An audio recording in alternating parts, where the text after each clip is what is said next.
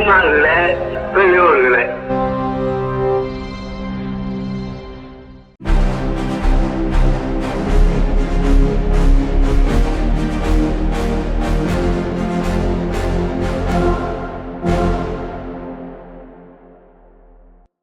அனைவருக்கும் வணக்கம்.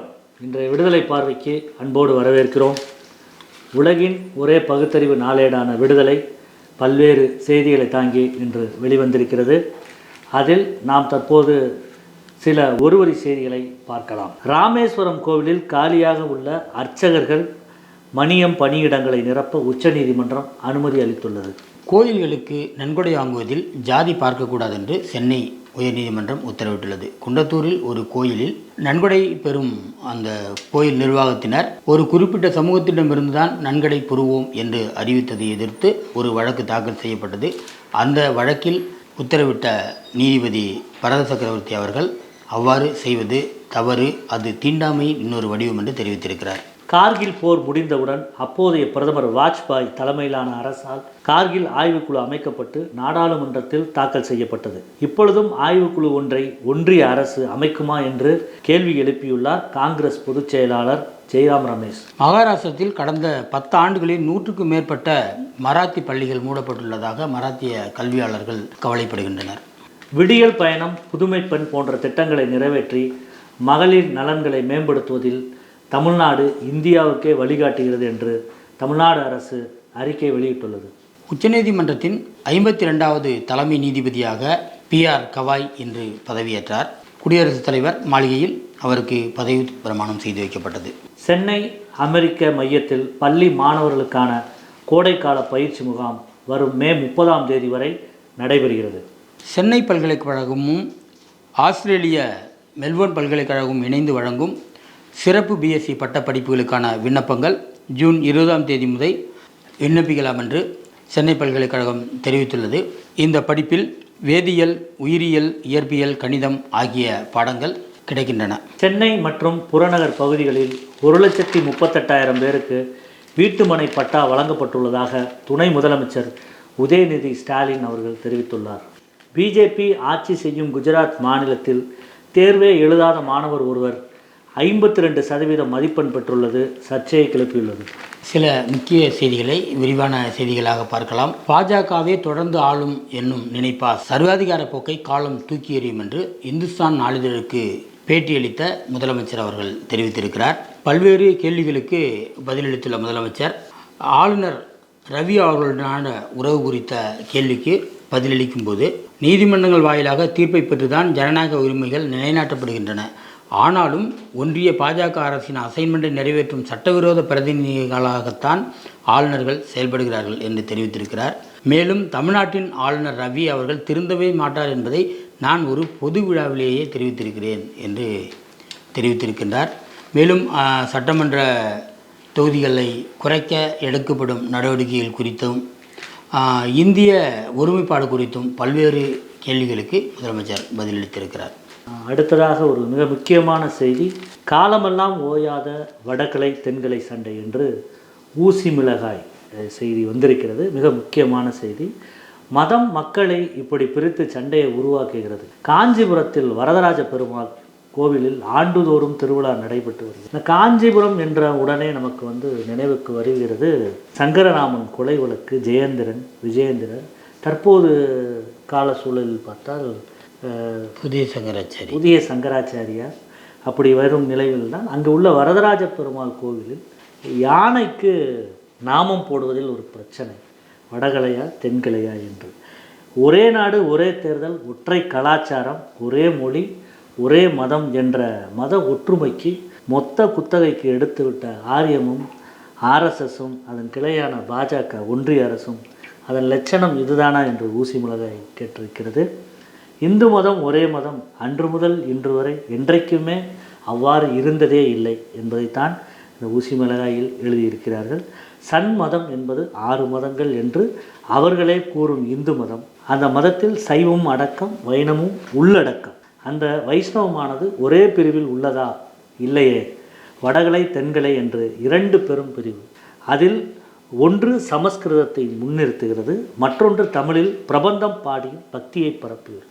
இந்த இரு பிரிவினருக்குமான சண்டைகள் ஏறக்குறைய 150 ஆண்டுகளாக இந்த நாமச்சண்டை, விழாவில் பாடல் பாடுவது போன்ற பற்பல பிரச்சனைகள், சண்டையோ சண்டை, குடுமிப்பிடி சண்டை, கோஷ்டி சண்டை, ஆண்டுதோறும் வடகலைக்காரர்களுக்கும் தென்கலைக்காரர்களுக்கும் பண்டிகை விழாவில் கூட ஒருவருக்கு ஒருவர் குடுமிப்பிடி சண்டை இன்னும் கடந்த காலங்களில் கூட நாம் காணொளிகளில் வந்திருக்கிறது. ஆபாசமாக மோதிக்கொள்ளும் அளவிற்கு இந்த சண்டைகள் ஏற்பட்டிருக்கிறது. கோவில் யானை பொதுவானது என்றாலும் அந்த யானைக்கு கூட நாமம் போடுவதில் இந்த சண்டைகள் தொடர்ந்து வந்து கொண்டிருக்கின்றன. 3 யானைகள் இறந்து போன பிறகும் 100 ஆண்டுகள் தாண்டியும் இந்த வழக்கு இன்னும் நிலுவையில் இருக்கிறது. வெள்ளைக்கார நீதிபதிக்கு வடகலை தென்கலை நாமம் தாத்பரியம் புரியவில்லை. ஒரு வெள்ளைக்கார இந்தியாவில் இருந்து பின்னர் பிரிவி கவுன்சில் பணியாற்றவர் நீதிபதியிடம் இங்கிலீஷ் எழுத்து யூவுக்கும் ஒய்யுக்கும் உள்ள வித்தியாசம்தான் என்றார். இதற்காகவா இவ்வளவு பெரிய சண்டை என்று கேட்டார் நீதிபதி அவர்கள் சிரித்து கொண்டே. சென்னை உயர்நீதிமன்ற தலைமை நீதிபதி வீராசாமி கோவில் யானைக்கும் எந்த நாமம் என்பதில் இருதரப்பும் தத்தம் நிலையை விட்டு கொடுக்காத நிலையில் ஒரு இடைக்கால சமரச ஏற்பாட்டாக 1 வாரம் யூவாகவும் 1 வாரம் ஒய்யாகவும் போட தற்காலிக தீர்ப்பளித்தார். தீராத வினையெல்லாம் தீர்த்து வைப்பான் கோவிந்தன் என்பார்கள் பக்தர்கள்.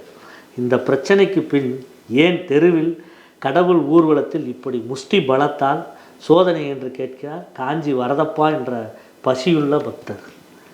புண்பட்ட மக்கள் மனதிற்கு எப்போது மருந்து கேட்கிறார் நம் ஆபீஸ் பாயன் என்று ஊசி மிளகாயில் வந்திருக்கிறது. அதனை படித்து உணர வேண்டும் என்று கேட்டுக்கொள்கிறோம்.